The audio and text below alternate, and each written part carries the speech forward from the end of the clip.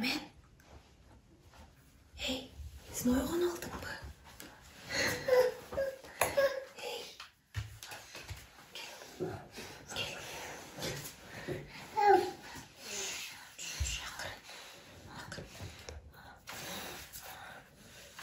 Кат жазабы?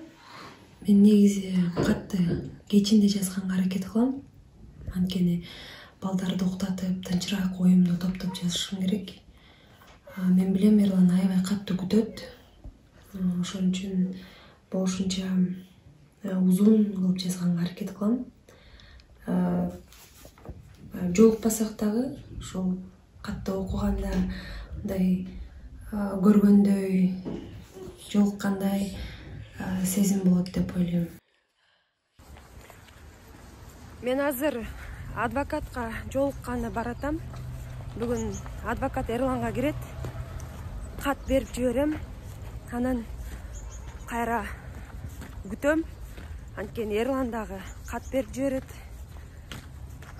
Азыркы күндө бизди байланыштырып аткан адвокаттар кат аркылуу байланыштып турабыз.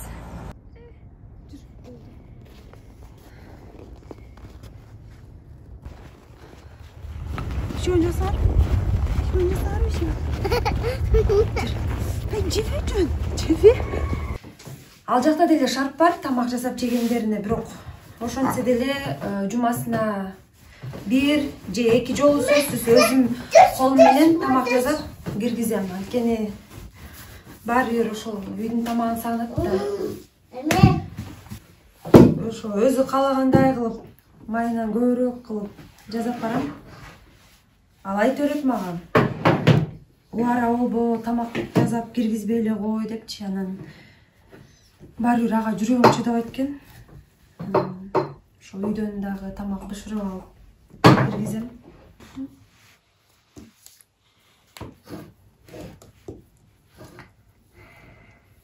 Нормально? Нормально. И бияны мынтип коелу. Мынакей. Ай, сонун калды. Мынакей. Молодец.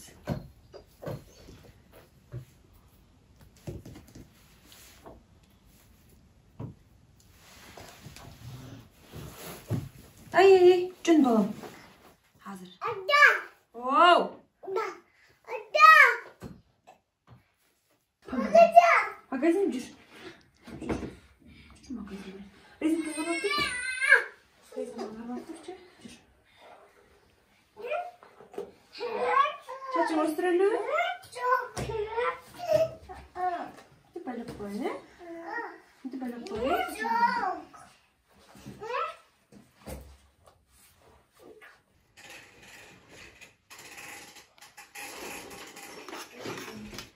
Идиштерге же пакеттерге салып киргизебиз. Мен азыр балдарды Таня менен атасына таштаган келип атабыз. Азырынча 1-2 саатта ушул жакта болуп турат. Жүр, кызым.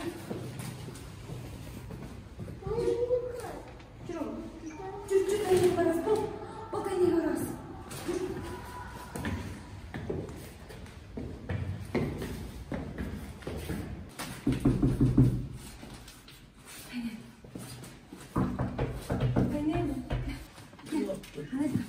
Атаға барып келейін мақұл ба, ә? Сен жүжін қарап тұр мақұл ба?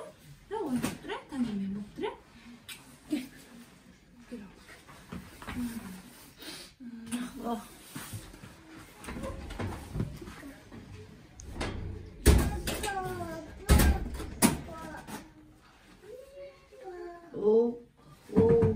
Мен азыр ошол СИЗО 1-ге келдим.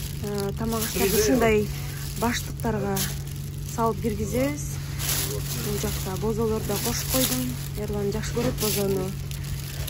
Анан балдардын сүрөтүн дагы салып койдум. Кичине болсо дагы сагынычы тарайбы деп көргөндө.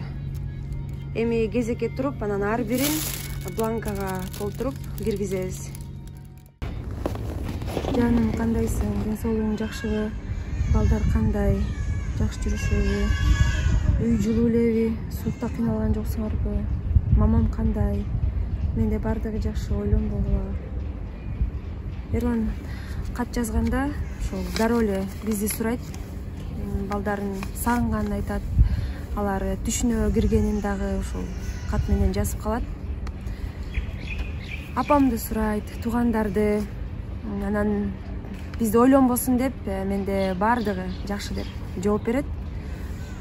Анан 14 январь биздин үйлөнгөнүбүзгө 6 жыл болду. Ошол жыл сайын Эрлан үйгө белек көтөрүп келчү.